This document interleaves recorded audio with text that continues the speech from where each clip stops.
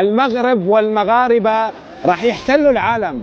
كيف راح يحتلوا العالم؟ راح يحتلوا العالم بثقافتهم ولباسهم وعاداتهم وتقاليدهم اللي ما تخلوا عنها. احنا اليوم بفولهام.